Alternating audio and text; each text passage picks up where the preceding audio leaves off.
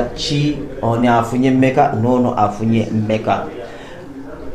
Abdulhamid Kizito Musenzalanda ge manya gange eri mu byuma waliyo engineer Hudu yalaba ebyuma bibatuusako bulungi nnyo eddoboozi ate eno tulinayo engineer Nasif alaba nti ensi yonna yonna etulaba wadde nga abamu mutuwulira buulizi naye abamu batuwulira ng'era batulaba mu nsiitaano y'omumanyi 2026.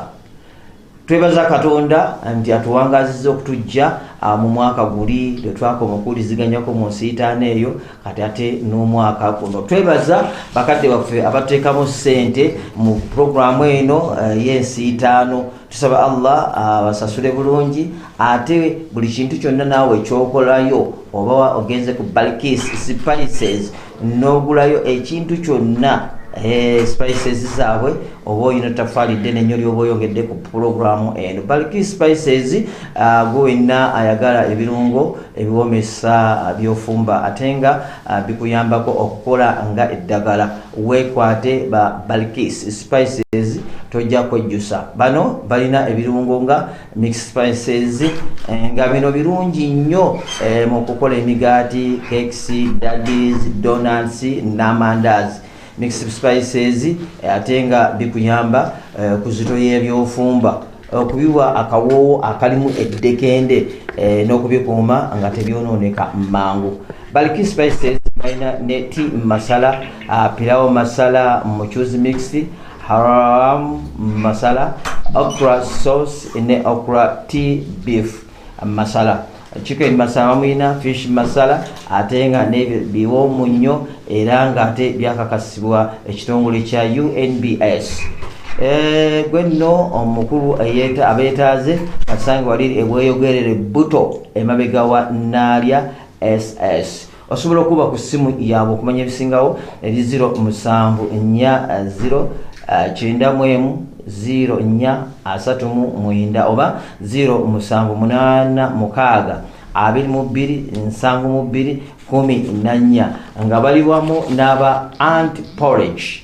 Aba Anti-Porridge nno abeboka abesooddeyo okutaasa bannayuganda bataase bannayuganda wakati nga twolekedde omwezi ogwa Ramadan. Kabukulu tokkirizibwa kusiyulukukira ku bintu bigenda ate kutawaanyako ku byampiiyi. Bakuleetedde obuwunga bw'obuugi mu bika ebyenjawulo nga buno bwa mugaso nnyo eri obulamu bwo ate tebulumya njala, buwooma era bulina ekiriisa kirungi nnyo. Tulina n'obuwunga bwa Istapo nga buno oteeka mu mazzi gookya n'onywa. Ate bakuleetedde obuugi obw'abaana abatagejja. Mulimu abaana bw'otunuulira nga yenkana ne jjajjaawe nga musiiwuufu kakati bakuyambako okulaba nti omwana adda mu myaka gye ng'era gimufaanana. Abatalina apatayiti, abanafu mu mubiri ate bino babukoleddemu mu mata ag'ensujju, kasooli, matooke era ne mu bibala ebirala. Basanga Wandege ya Bombo Road nga wakava ku bitaala. Gwena aba ku saidi ez'omu kibuga naawe gwava bwayise oba tonnatuuka bulungi ku bitaala awo basange wakaku essimu omanye ebisingawo eri 0705 10 oba 080 13 05 52 nga bali wamu n'aba Prestige Majaline Siraji w'omulembe bamusiiga ku migaati alimu 2 Moni. Genda mu supermarket ekuli okumpi oba edduuka erikuli okumpi omufuna abasuubuzi mugende mu Chapa General Enterprises wali mu Kikuubo opposite Nambusa Arcade awo ennyini Haji Rashid Ssenyonga Sahaba atulirawo ddala kati mwabakola keeke emigaati mumweyambisa akeekereza kinene nnyo ate nga amagoba ofunira ddala mangi. Nabagambye nti Chief Examiner wali wano Imam Ahmad Sulaiman Chewine kansooke musabe abalamuseeko mu kitegere tuli naye. Bismillahirrahmanirrahim. Alhamdulillah thumma salatu wassalamu ala ashrafil anbiya'i wal mursalin afdal salawatillahi wa salamihi wa barakatihi alayhi amma ba'd. Assalamu alaykum wa rahmatullahi wa barakatuh. Wa alaykum assalam wa rahmatullahi wa barakatuh. Kusaguno kugulawo ensiitaano y'omwaka guno 2026 1447 olunaku luno olusooka ddala mwezi guno gwa Ramadan al-Mubarak genda kusoma mwezi lumu mwezi gwa Ramadan era nga omugendo okuba nga musiitaanyizibwa abantu ab'enjawulo birawunihi tabaraka wataala mu bibuuzo byaffe ebyeddiini y'Obuyisiraamu. Njasaba tugende mu maaso ndowooza inshallah taala.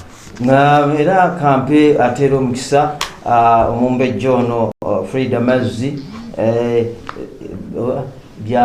bya mukama byabakama byani ababuulire ate be baani abagenda okubeera nga basiitaanyizibwa olunaku luno olwaleero.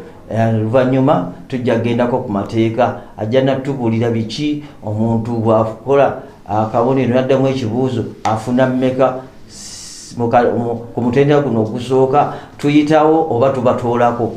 Kale kamusabe mumuwulirizeeko. Assalamu alaikum warahmatullahi wabarakatuh.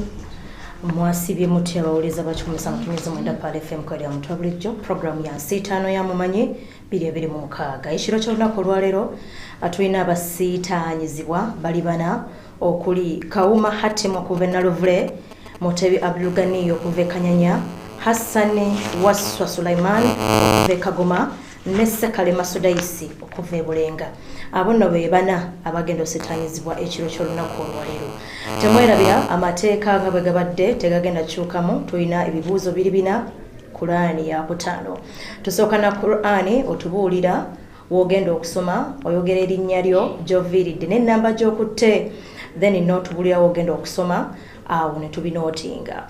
Ebibuuzo bigenda kubeera bina. Musooka Qur'ani ne mubuuzibwa ebibuuzo byammwe bibeera bibiri ne tumala round esooka. Round ey'okubiri nayo erimu ebibuuzo bibiri. Amateeka amalala bw'obeera nga oyina gw'oyogerako ng'alina ekitiibwa kye kimuwe mu bujjuvu oba ntegeerekese. Yogera bulungi ekitiibwa ky'omuntu gw'oba oyogerako singa gwe baba bakubuuzizza. Obubonero bubeera butaano.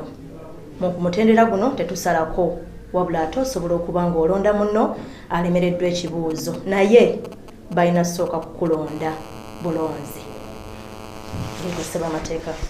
Tweyanza nnyo tweyanze gendowooza omumbejja mutegedde bulungi ekitiibwa kiri kyategeeza nti bayinza okwogera ku Nabbi Muhammadi sallallahu alaihi wasallam. Guno obugamba bugambi nti kale Muhammadi n'okomaawo azifu oyogerako omuntu oli gwe muzannya naye.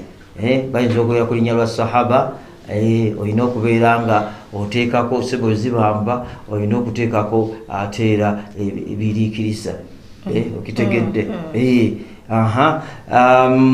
N'olwekyo kyategeezezza mu kigambo ekyo. Ani yakutte ennamba emu? Assalamu alaikum warahmatullahi wabarakatuh. Wa alaikum salaam warahmatullahi wabarakatuh. Amanya Kawuma Hatim okuva e Naluvule. Nganze ennamba emu. Gwe ennamba emu. Naluvule okola ki? Naluvule ndi muyizi. Oli muyizi? Yogera essomero gy'ova. Muyizi ku Greenlight Islamic SS gye mbadde nsomera olevu. Wamaze? Okay. Basi kakati tugenda kutandika ne Qur'an. Wetegese kale otubuulira ogenda okusoma ate ngenda kusoma mu suratu al-Jinni peeji ey'okubiri wetandikira inshallah. Tafadhal. أعوذ بالله من الشيطان الرجيم وأنا منا المسلمون ومنا القاسطون فمن أسلم فأولئك تحضوا رشدا وأما القاسطون فكانوا لجهنم حطبا وأن لو استقاموا على الطريقة لأسقيناهم ماء غدقا لنفتنهم فيه ومن يعرض عن ذكر ربه يسلكه عذابا صعدا. جزاك الله خير. tuyanzege tugende kwokwe sigwa kuti namba bien. Assalamu alaikum warahmatullahi wabarakatuh. Wa alaikum assalam warahmatullahi. Eto musalimu ndemeka unokuba gwa kusatu kati aba mu champions league oyo amanya abantu Abdul Ghani Mutebi okubekanya ya namba 2 golden wayita waliyo sokote mu kibakozi era neyite eryo bali kuyita nawe noli eyita yenze Abdul Ghani Mutebi okubekanya ya namba 2 wasembayo okola obulungi wakoma kumutendera ki akoma ku semi finals bamukuba busatu 0 n'avaamu kale kati kuluno inshallah jayitawo Allah atere mutafu. amina. nakusoma surati ad-duha. Bismillahir rahmanir rahim. Wad-duha wal-layli idha saja. ما ودعك ربك وما قلى وللآخرة خير لك من الأولى ولسوف يعطيك ربك فترضى ألم يجدك يتيما فآوى ووجدك ضالا فهدى ووجدك عائلا فأغنى فأما اليتيم فلا تقهر وأما السائل فلا تنهر وأما بنعمة ربك فحدث. بارك الله فيك. وبيبالي نيو وبيبالي الدلا أمولالا أمانيا. السلام عليكم ورحمة الله وبركاته. وعليكم السلام ورحمة الله وبركاته. اسمي حسن يوسف سليمان. سورة الواقعة. أعوذ بالله من الشيطان الرجيم. بسم الله الرحمن الرحيم. إذا وقعت الواقعة ليس لوقعتها كاذبة خافضة رافعة إذا رجت الأرض رجا وبست الجبال بسا فكانت هباء منبثا وكنتم أزواجا ثلاثة فأصحاب الميمنة ما أصحاب الميمنة وأصحاب المشأمة ما أصحاب المشأمة. جزاك الله خير. بارك الله فيك. webale nnyo webali ddala. akutte namba 4 sonjogo. Assalamu alaikum warahmatullahi wabarakatuh. Wa alaikum salam warahmatullahi wabarakatuh. Mwana mulenzi yasonjogo wala wano. Amanya zese kalema Sudais. Era bamwongereze ku musindalo waggulu. Sinidde Bulenga. Sudais. Namba 4. Singa obadde kale musambi wa mpira n'oluzibikira 5. Tubagee kubamvu okuzibikira. Baliba bulijjo nga babamba. Asala golo. Kale ngenda soma mu suratu Takathur. أعوذ بالله من الشيطان الرجيم. بسم الله الرحمن الرحيم. ألهاكم التكاثر حتى زرتم المقابر كلا سوف تعلمون ثم كلا سوف تعلمون كلا لو تعلمون علم اليقين لترون الجحيم ثم لترونها عين اليقين ثم لتسألن يومئذ عن النعيم. Barakallahu fik. Bwebali nnyo mwebali eddala bwe batyo abazze okusaanyizibwa bwe bagenze mu Qur'an. Naye omumbejja njagala kubuuzayo kibuuzo oyongera obatangaaza. Amanyi bwe kuba mupiira waliwo omusamba omupiira bwe mumanya nti guno omupiira gwe tugendako bukyenda bwe kitulema tugenda butereevu mu penalty ne wabaawo baga nti bakwongeramu 15 bakitegedde baga nti wano ne bwofuna bweziti oliweeyongerayo tutwalako bameka oba bonna tugenda nabo. Okay, bali bana tutwalako babiri. Tutwalako babiri naye tulina etteeka bonna basobovaako bw'otaweza bubonero buyingira 20 kudda waggulu alina okuyitamu alina okuba nga aweza obubonero 20 okudda waggulu. tuyinza ozannya olunaku lwaliro olwatubaawo nga tewali ayiseeko. Oyinza okuba nga gwokulembedde wano naye ng'olina obubonero 30 nosanga ng'ate eri wala yakulembera alina 17. Kisoboka tunaba 17 aba wansi wateekeddwa okuba nga anayitako obubonero kuba tujaga nti ono yasinza afunye 18 19 owokubiri wa 15 then tuuke mu maaso nga balina 30 nga bavuddeko. Okay. Tuba tujjayo ba best losers bano ne tubasuula. Ndowooza ekyo mukitegedde naye era guno omwezi gwe tulimu ogwa Ramadan gwa kusaba dduwa n'okusaasira Allah abakyusizeemu mu mbeera eyo kasita ekirungi nti si Qur'an osanga amateeka gano gayinza okujjulukuka insha Allah musabe Katonda. Kakati tugenze ku bibuuzo gwe wampadde kino ani Kauma Hatim number 1. Kauma Hatim namba emu nzijayo ekibuuzo kyo kye weerondedde. Kakati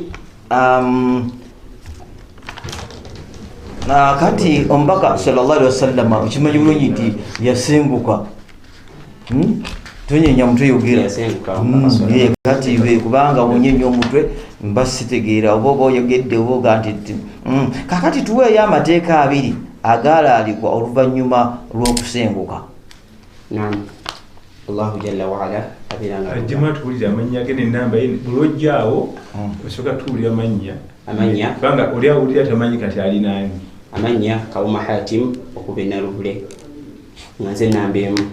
Omubaka sallallahu alayhi wasallam weyasenguka Allahu jalla wa ala tugamba mu surati al-Baqara ya ayuha alladhina amanu kutiba alaykum as-siyam kama kutiba ala alladhina min qablikum la'allakum tattaqun.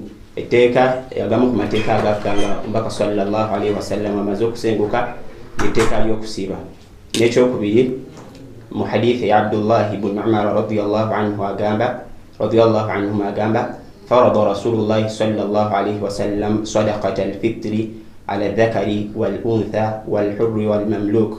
Ngategeeza nti Omubaka sallallahu alaihi wasallam kyabeeranga akiraalika ekyokubeera nga tuwa sadaqatul fitri oba zakatul fitri era nakyo nga kyali alika Omubaka sallallahu alaihi wasallam amaze okusenguka. Bwe tubanga ekibuuzo akizzeemu ne bujulizi afunayo akabonero kamu okwongera ku butaano. Ekibuuzo kyo kyonna kibaddeko obujulizi okweyongeddeko akabonero kamu wadde obujulizi bubiri naye question ebadde egi okoze akabonero akalala kamu obutaano bwokoze alina obubonero 6. Tweyanzeege nsaba Mukama Katonda akutwalira awo ate oleme kuddayo mabega. Ekibuuzo ekyokubiri amannya Kauma. Ekibuuzo ekyokubiri kiga nti okwaziina kwalaalikwa ddi mu umma. mu hadithi ya Anas bin Malik radiyallahu anhu agamba nti umira Bilal an yashfi'a al-adhan wa yutira al-iqama. Nga kyaliwo mu mwaka ogwokubiri min al-hijra. Okwazina kwalaalikibwa ba'da al-hijra. Okwazina kwalaalikibwa amateeka ky'osoose okwogera kye tugenda nakyo etteeka ligakyususa okugala kyetugenda nakyo kwalayi asoose nayogera ansa emu nga si ntuufu, nayogera endala nga si ntuufu, nayogera eyokusatu nga yentuufu. Kati byabaka mwe bakuwa obudde bwaba tebunaggwako nabwe budde bwe kubanga tulina wakadde wano akakwata ndowooza bw'aba bamu obudde obutaano akamusika muwadde umira Bilali ayashka akalala sikakuwadde lwakumbuzaabuza.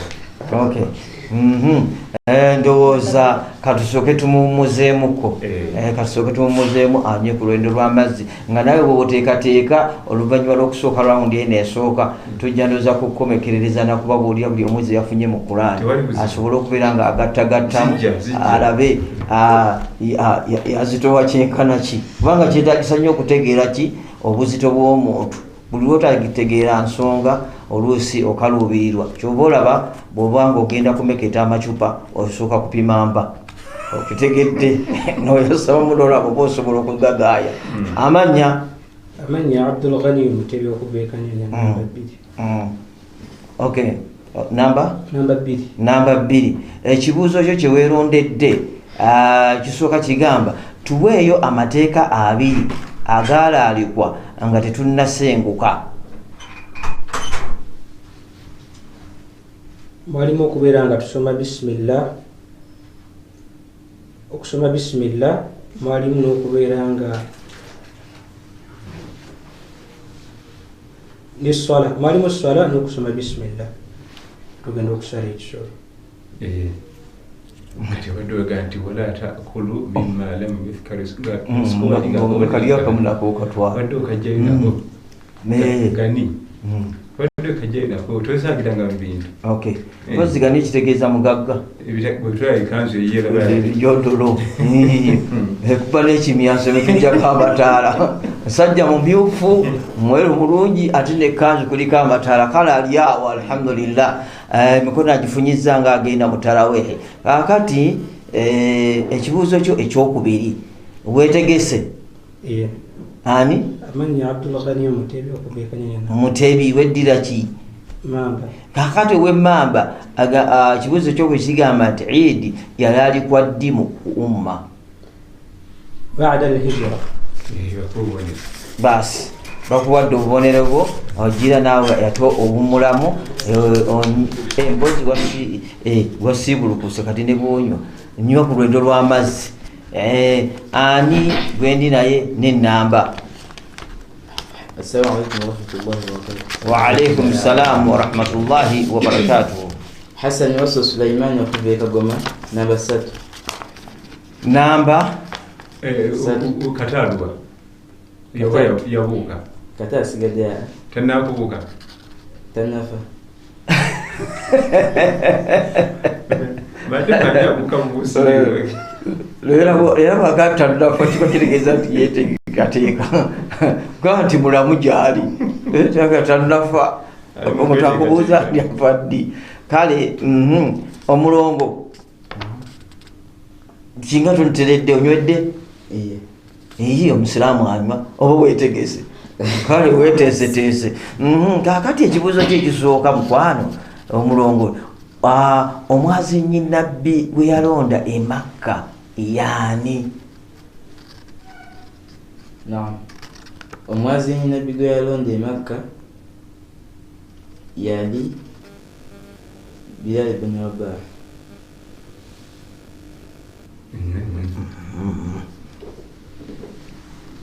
Akadde kali kavuga kutwala kale waliwo amulonda oli yasoose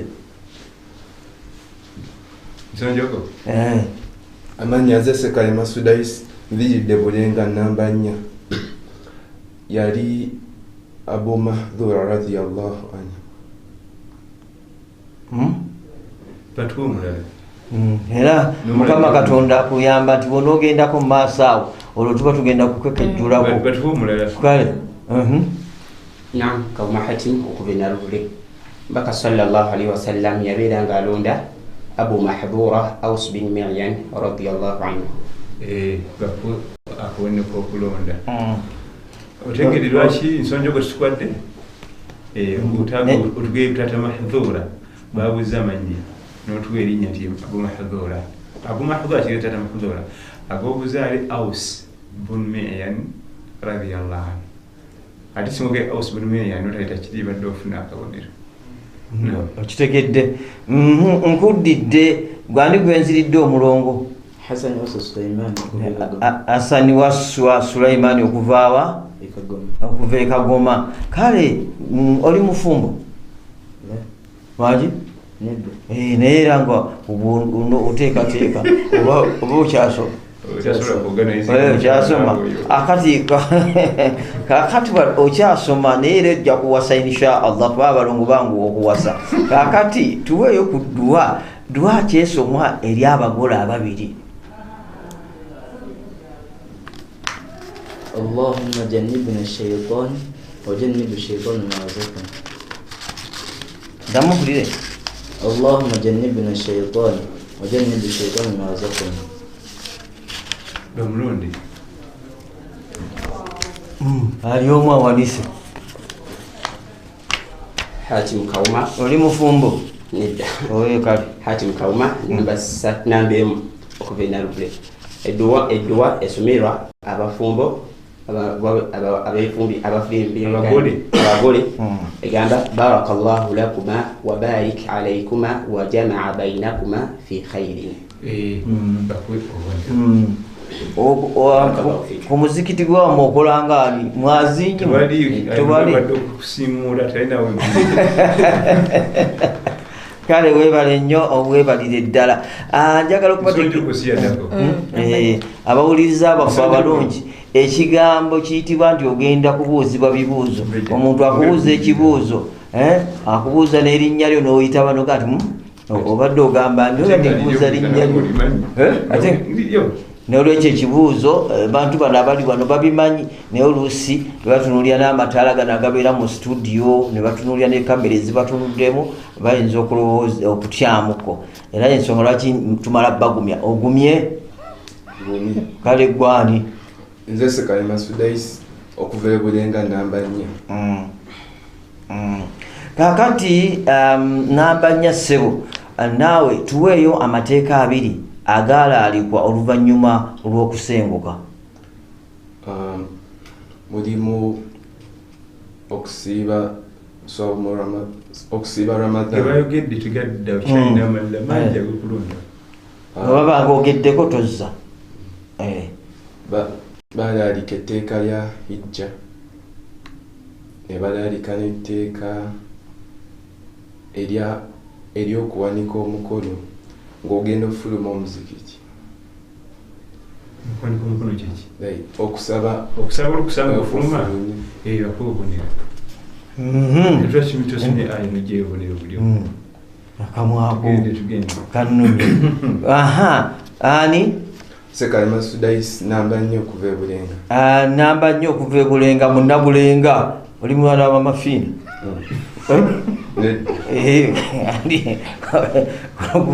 Bulenga wali abantu ababeerayo ati era omwana weddala yatwala awaka baga nti awo abagundi bonna baliwo omwana bonna ababika kati ekibuzo kye ekyokubiri tegamba nti osala kali webale ndaba nesijirangiraba kakati eswala yali alikuwa ddi ku umma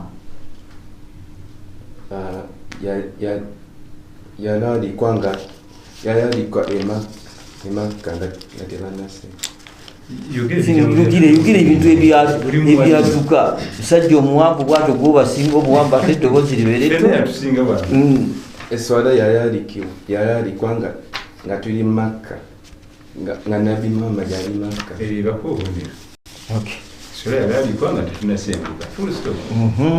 kale bwebale nnyo bwebalire ddala eno yensiitano y'omumanyi kakongoliro 2 obubonero obuvudde mu kitabo kya Allah Khatim yasmi surati Jinni nakonera obubonero 6 Abdul Ghani era naye nasoma surati Duha nakonera 6 omulongo Al Hassan nakonera obubonero 8 ebadde mu Waqi'a Sides asembyeyo nasoma surati Takathur nafuna obubonero 5 bwetyo tambule mu Quran al-Karim. Nga tugenda ate okubeera nga tugendako mupaka wa bakadde baffe era kansooke ntuuse okwebaza kwa bakadde baffe abateekamu ssente mu programu eno y'abasiitaanye ensiitaano y'omumanyi 226 nga Belkis Spices nga bano nno bwenna ayagala ebirungo biwomesa byofumba ate nga bikuyambako okukola nga eddagala kale wekwate Belkis Spices tojja mukwano kwenjusa bano nno balina ebirungo nga mix spices nga bino birungi nnyo naddala mukola emigaati cakes daddies donuts n'amandaazi mix spices ate nga bikuyambako okusoya byofumba bambi bikuwa akawoowo akalungi akalimu eddekende ate nobikuuma nga tebyonoonese. Belkis Spices balina neti masala, pilau masala, mchuzi mixed, haram masala, okra sauce ne okra tea beef masala, chicken masala bamulina mu bujjuvu, fish masala n'ebirala bingi ate nga byakakasibwa ekitongole kya UNBS. Era mukwano bakusuuza buli muntu yenna yenna abayagala ate n'omuntu eyeetaaga akamu era nabo bakakuwa kale basange wali eri ebweyogerere buto emabega wa Nalya SS. Kankongere essimu ya Belkis Spices osobola bakubako omanye ebisingawo bakubireko eri 0740 9 oba 07862274 nga bali wamu n'aba anti-porridge. Aba anti-porridge bambibe bokka abesoboddeyo okutaasa bannayuganda babataasizza mwino gwe bakutaasa nga kinoomu ne bannayuganda wakati nga twolekera omwezi guno ogwa Ramadan kati gwe tulimu bambi tokkiriza kusibuluka ku bintu bigenda ate kuleetera bizibu mpiiyi ate kukaaba lubuto olusi atolemerere n'okusiiba kale bakuteetedde obuwunga bw'obuugibwa bika ebyenjawulo nga buno bwa mugaso nnyo eri obulamu bwo. Tebulumya njala ate buwooma era bulimu ekiriisa ate balina n'obuwunga Istapo nga buno oteeka mu mazzi gokya noonywa n'owoomerwa ate nga ddagala kale bakuleetedde obuugi obw'abaana abatagejja abasiiwuufu abatalina apatayiti abanafu mu mubiri era nga buno bukoleddwa mu mata ensujju kasooli matooke ate ne mu bibala ebirala. Basange Wandege ya Bombo Road nga wakava mu bitaala gwenna aba ku sayidi ez'omu kibuga naawe aba ebwayise oba tonna bituuka bulungi awaawo wo webasangibwa kankwesimu omanye ebisingawo eri 0705 10 8 oba 0780130552 nga bali wamu era ne Prestige Margarines gy'omulembe gwasiga ku migaati alimu 2 mmoni genda mu supermarket ekuli okumpi oba edduuka erikuli okumpi okufuna abasuubuzi mugende mu Chapa General Enterprise olali mu kikuuko ozira mu Sakedi awenyina Haji Rashid Ssennyonga Swaba atulirawo ddala abakola keeke emigaati mumweyambise bannange ogenda etya ku mukolo ogenze kwanjulwa genda ne Prestige Margarines mu butuufu bamanye nti ono omuko ali ku mulembe guno omutebi. Tugenda ate mu kitundu ekyokubiri kasooke tuwumulemu bano banyone kutuzi beetegekere olusamba olwokubiri.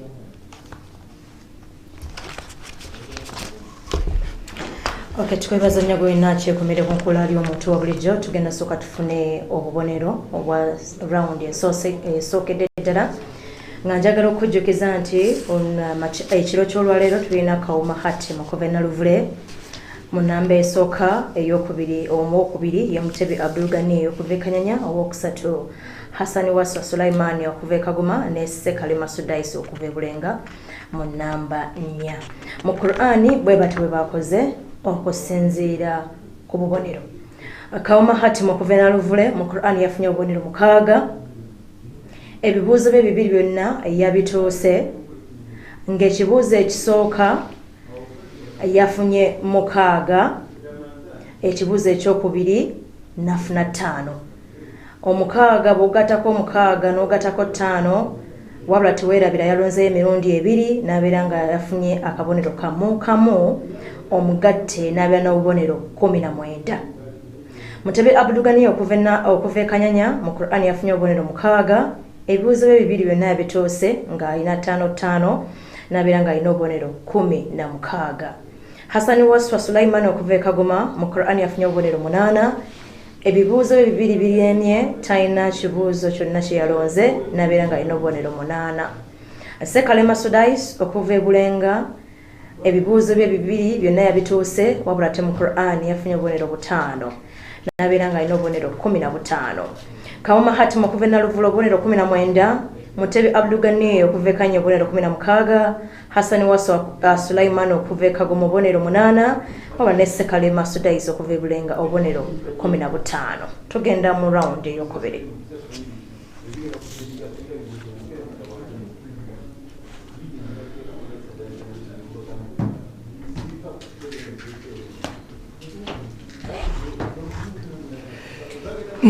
Tubakulisizaayo ate mwenna abambi ababadde nga tuli wamu ku PAL FM 107.9 ekkula ly'omuntu wa bulijjo nabano bafunye kutuzi ne banywako alhamdulillah nga betegekera ate olusiitaano round eyokubiri. Ensiitaano y'omumanyi 226 tuisibako bakadde baffe aba Anti-Porridge beboka besodde bambi okutaasa bannayuganda munjire mwezi guno gwa Ramadan ebintu ebirungi ebigenda okubaletera appetite awamu ne bulk spices nga bambi baagala omuntu yenna inabeerenga kyonna kyoli oba olidde kuti masala pilawo masala ng'ojja kulira ddala ekintu kyennyini kyalagirwa ate nga awamu ne prestige majorinisa gy'omulembe gwasiga ku migaati nga bulya ku mugaati oguliko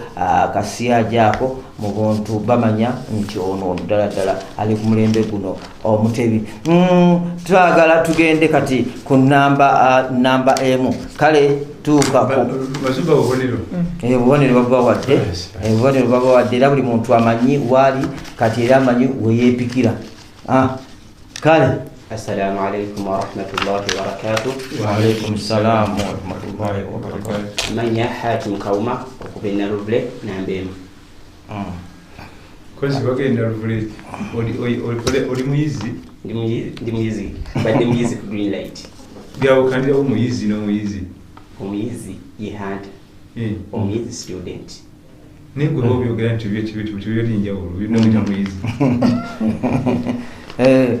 Olina okushaddada ekigambo ate mu Luwarabu kiteeka ebigambo ebyo byali bifa kubanga omuyizi aba ayiga knowledge ebirina bisemberegana n'omuyizi ayiga ensolo naba hunting knowledge manyi Omuwarabu yeteyebulizayo buno babusikasikayo nabujjayo. Kakati ekibuuzo kyo round eno eyokubiri kisooka kigamba nti engamiya etegekeddwa kusalibwa eyitibwa etya mu ddiini? Allahu jalla wa ala abeera nga tugamba mu suratul jinni subhanallah mu suratul hajji a'udhu billahi minash shaitani rajim wal budina ja'alnaha lakum min sha'airillahi lakum fiha khayr bajita al budina ebeera nga etegekeddwa kusalibwa. Obubonero 6 omusajja yabyetegekedde. Kakati ekibuuzo kyo ekisembayo ani? Kauma Hatim okuva e Naruvule. Akati eswala omuntu gy'asalira mu Masjid Aqsa erimu eswala mmeka? Omuntu eswala gy'asalira mu Masjid Aqsa ezitowa eswala 5. Weebale nnyo weebalire ddala. Ani addako namba 2? Amanya Abdul Ghani Mutebi okuva e Kanyanya namba 2. Okuva e Kanyanya. Kakati munnakanyanya omusu gw'ekanyanya omanyi nti gwawulireeyo? Omusu bagambye omusu gw'ekanyanya bulembe gwani gwe bamutuma omusu teyadda baga nti bafuuka musu gw'ekanyanya gwe yagenda bwati teyadda na musu n'abulireeyo. Kakati ekibuuzo kyo ekisooka mu rawundi eno eyokubiri, engamiya eyonsa eyitibwa etya mu ddiini? Bagiyita binti Labun. Engamiya eyonsa bagiyita binti Labun. Engamiya eyonsa takoze bubonero bagiyita binti Makhaf. Tayoli bubonero bamulondi. kale huyo yawanise omukono gulyekka. Naam. Amanya Kauma Hatim okuva enalubule namba emu. Allahu jalla waala abeera nga atugamba mu suratu Shamsi baada audhu billahi min shaitani rajim naqata Allahi wa suqyaha bagita bubiri barakallahu fika. Okulonda afuna kamu bubiri. abafuna kamu mu kulonda abafuna kamu mu kulonda Okulonda afuna kamu ayesa obujulizi bubiri. Kati waliwo okutangaza ebinti labun kijja mu mirimu ya zakatul maali ku balunda eŋŋamiya n'ebinti labun ke kayana akato nga mama waka ayonsa amata kano akayana akato ke bayita binti labun so si eŋŋamiya eriimu eyonsa okategedde binti labun tubadde wala nnyo era oba kusanga agaba obubonero nga yegadde akuwa n'ebinti labun yeŋŋamiya eweebwayo mu zakatul maali nga bazadde ginnayo egiddako eri mu kuyonka kati eno eyava ku mabeere mama wayo ayonsa gyebata binti labun okategedde akantu ako bagita nsitano kakongoliro era nzijukiza imaamu musajja wamitanga Ong'omu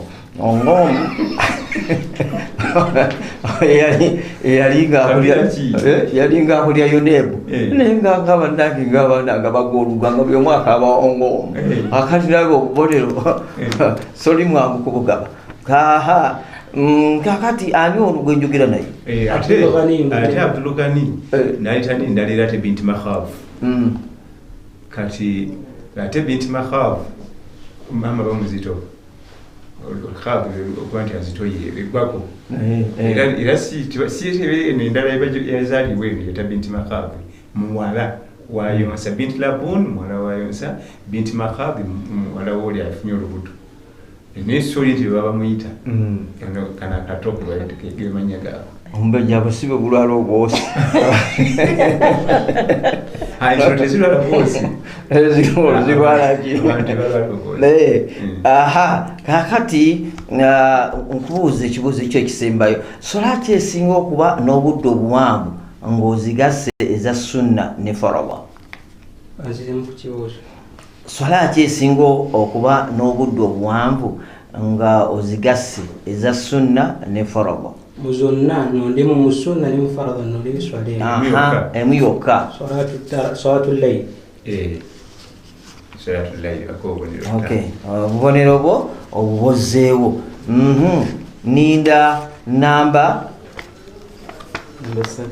3 Hassan Musa Suleiman akubeka goma omugenda mpola ayinza okwokya Hassan Musa Suleiman akubeka goma omugenda mpola ayokya akolaki mulongo abalamu tukimanyi mulongo kati bano bannabbi batumwa mu baani nabbi Salih alayhi salam ne nabbi Hud alayhi salam. Nabbi Hud yatumibwa mu Aad. Nabbi Salih yatumibwa mu Aad. Nabbi Hud yatumibwa mu Thamud.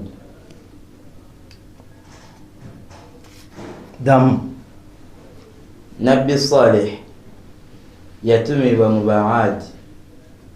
Nabbi Hud wasa okwata ku Qur'an al-Karim la tokata okala nga wasimisa twakanga olaba nga hafiz sibwa simi waqia yes okwata kyenkana kimu Qur'an juzutan kubanga tibakubanga olina aya wetutakita ku kimu kisinga bwoti kyola Allah yakola Qur'an al-Karim aina Qur'an ate wasengeta buserengesi buli kimu afitinga ku fitinzi aya bwati olwokubanga oli wasso oli mulongo nkwongeddeyo chance okyerwanako oba bakulonde. Nabbi Hud yatumibwa mu Aad. Nabbi Salih yatumibwa mu Thamud.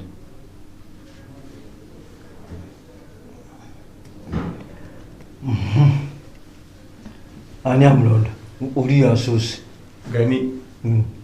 Gani. Assalamu alaikum warahmatullahi wabarakatuh. Wa alaikum assalam warahmatullahi wabarakatuh. Mutebe Abdullah Ghani naba bili okubeka yanya. Allah tugamba mu Qur'ani wa ila aadin akhahum huda. Allah narugamba ati wa ila thamuda akhahum saliha. Go ofitinze ku ofitinze aya kuyoli. Siba kidi? Yadda ina oluvanyuma kyasembeyo okwogera kibadde kimwesa obubonero. Kati tuwoli omulongo wamu obubonero 5. Omulongo abadde akyogedde ono asibyeko busibi aya. Kakati ono asibyeko aya tumuwa akabonero.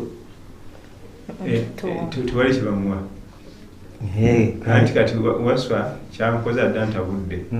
Kati tuli bwasomye aya nakijjayo bulungi. Ntira nti kyagedde kibadde kituufu. Okay. Yageze yasuka na bimikisinga nange namikisingiramu. Ensitaano y'omumanyi kakongoliro. Ekibuuzo kye ekisembayo baani nabbi sallallahu alaihi wasallam bye yasabira ennyindo erwale kookolo. Kale tuweeyo omu ennyindo erwale kookolo. Nabi Muhammad sallallahu alaihi wasallam yasabira omuntu awidde nali namuteekako ekitiibwa kye sallallahu alaihi wasallam n'ataddamu yamusabira alwale kookolo. Nga tebitegeerikise. Omuntu yenna awulira nga boogera ku nabbi Muhammad sallallahu alaihi wasallam n'awulira nga boogedde Muhammad sallallahu alaihi wasallam n'ataddamu ekitiibwa kya nabbi kale n'atamusaayira kakati obwo buwuusi nibandyogedde emirundi 50 Afrika abatajja kujja obubonero. Ndowooza ebyo abiweddeyo. Sonjogo ya oyo bano bonna babitende oli mulongo ono sonjogo. Bw'obooza nti American Height ono muddugavu naye height ye ya Kiganda. Ani Amannya nze Sekalema Sudais okuva e Bulenga namba 4. Sudais okuva e Bulenga namba 4. Kale kankuwa ekibuuzo kyekisooka mu rawundi eno ey'okubiri. Eŋŋamiya eyeetikka emigugu eyitibwa etya mu ddiini? Eŋŋamiya eyo eyitibwa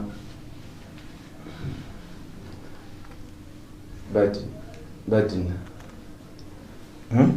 Eyitibwa badina. Badina. Nedda tubamu obubonero. Nebakamaloonde naye twatekawo etteeka ennamba emuliraanye esookerwa. agize Kakati ekitegeeza namba 1 awanise omulongo namba 3.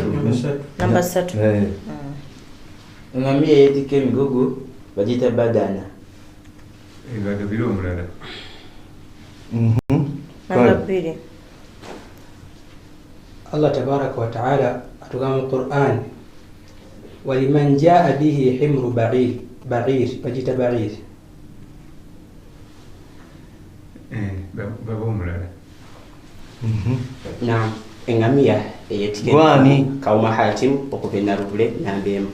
Eŋŋamiya eyeetikka emigugu bagiyita arrahila.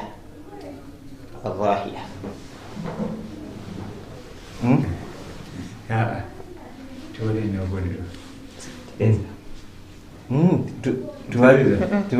Batereeze nga tewali bubonero. Tereeze. Kyekyo. Omulongo abadde asazizaayo omukono. Mulongo kyangu okivugire. Al-ibil. kale tukiteeke Allah agamba walamma fasalat al-ghiru qala inni la ajidu riha Yusuf bagiyita al-ghiru. Bagiyita yanyiru. Obwedda balina kuleeta yanyiru. talina kabonero. Tewali akoze obubonero ku nsonga eyo. Was'alu al-qaryata allati kunna fiha wal-'ira allati aqbalna. Al-'iru al-ibil al-muhammala kubatisse. Kati ate oli yadde abuzaabuziddwa n'ekiri olukamu lw'ekigambo liman jaa bihi himlu ba'ir. nenga ate gundi ono gani tumuwa obubonero ekibuuzo kibadde kyani ekibuuzo kyabadde kyonge gani bamuwa obubonero gani bamuwa obubonero yakironze namba soko kiddemu yagambye atya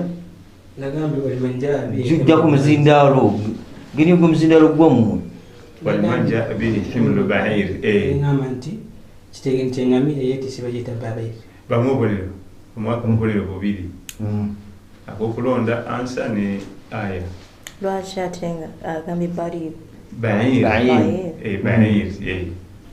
ndowooza mumbe gyalabanga amakhalagiro tegamutere bulungi bamuwonewo bubiri andi gwendi naye Sekalema Sudais namba 4. Namba 4 era nkuwa ekibuuzo kyekyokuna. Ati eswala omuntu gy'asaalira mu Masjidi Nabawi erimu eswala mmeka? Erimu eswala 15.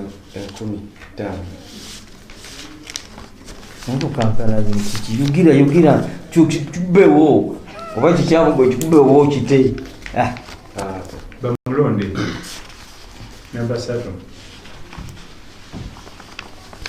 الصلاة حسن وصل سليمان كوبيك قلنا نمبر 3 الصلاة جب سايد مسجد النبوي بيعمل الصلاة يمتار يتان بملوندي نمبر 7 بيدي السلام عليكم ورحمة الله وبركاته. وعليكم السلام ورحمة الله وبركاته. من عبد الغني يمتبي كوبيك نيا نمبر بيدي الصلاة مرجع سايد مسجد النبوي أبا فنا الصلاة ركومي.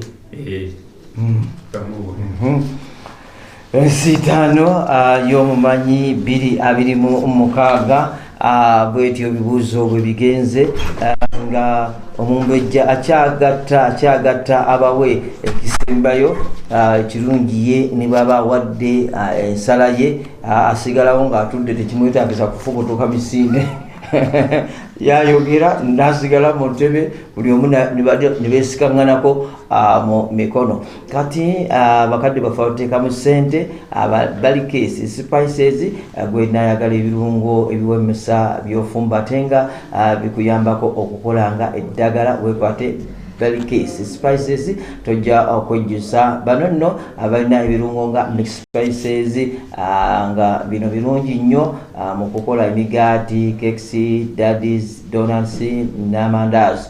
Mixed spices ate bikuyambako okuzitoya ebyofumba bikuwa akawowo akalungi ate nobeera nga bikuyambako n'ebyofumba obutayonooneka.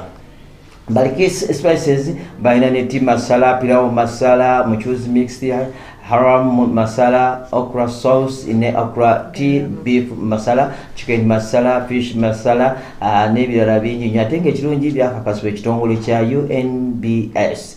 Basanga wali boyogerere buto emabega wa nala SS aba kubakubira ku simeri 077040 oba 0786227210 nanya nga bibamu naba anti-porridge nanu abantu porridge abekabambi abazze kuyambako naddala mwezi guno gwa Ramadan osuburuke bulungi nnyo ate nga totawanyina kuba mpiyi kubanga anti-porridge alimu ebiyisa tomoni ati bakuleetedde obunga bw'obuugi mu bika eby'enjawulo nga buno bwa mugaso nnyo eri obulamu bwo ate tebulumya njala buwoomera bulimu ekiriisa ekirungi nnyo ate nga balina obuwunga nga staple nga buno oteeka mu mazzi bwokya noonywa bikuyambako naddala ku baana abalina obuzibu tebalina appetite basiwuuka tebagejja banafu mu mubiri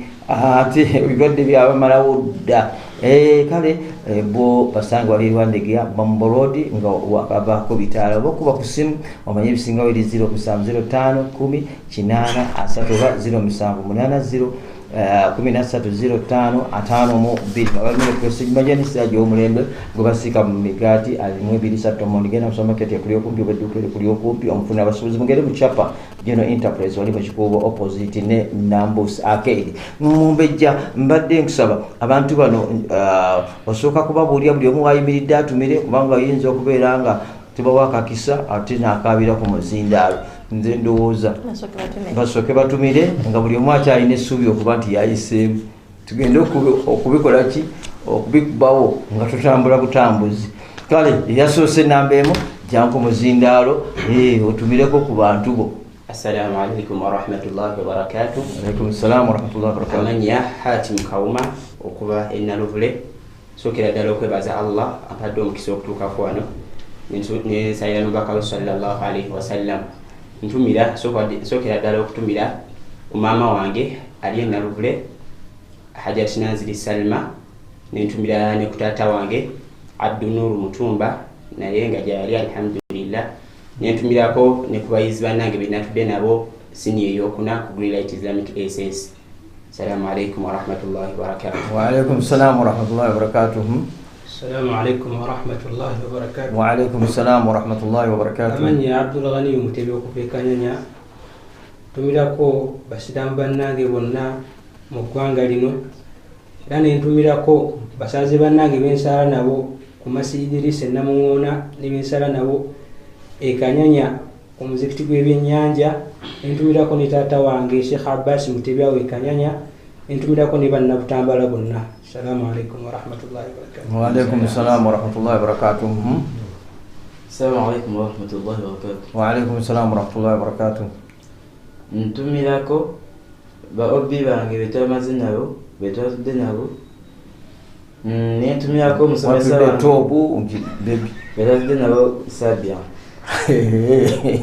nentumira okutumira omusomesa wange Sheikh Banani Naisonzi nentumirako ne bazadde bange ababiri alhamdulillah bakyali balamu nsaba Allah bankuumire bebani Sheikh Hassan Sulaiman Hassan Waiso Sulaiman ne Amina Namdira Hajati babera Kagoma nentumirako ne muganda wange Baba Fatuma Nakabugo Ekasenge. Webale nnyo bali eddala. Ate kato byote mutubidde. Kato baze mutubidde. Wa alaikum salam warahmatullahi wabarakatuh. Tumirako mama wange. Wani atumira? Nze Sekali Masudais. Tumirako mama wange Hajat Khadija Nava awe Busega Katale. Netumirako n'abasiraamu bonna abali awo Katale ko Busega. Okay. Webale nnyo webali eddala kati katuddeyo ate obwomu mbejja atubuulire bani abanajja enkya ate namwe engeri gye mukozeemu inshallah mbagaliza ddaku omulungi. Okay, esitaana y'omumanyi 226 kakongoliro ekiro ky'olunaku lwali tubalina basitaanyi bana okubadde Kauma Hatima okuva e Naluvule, Mutebi Abdul Ghani okuva e Kanyanya, Hassan Waswa Sulaiman okuva e Kagoma ne Sekale Masudais okuva e Bulenga.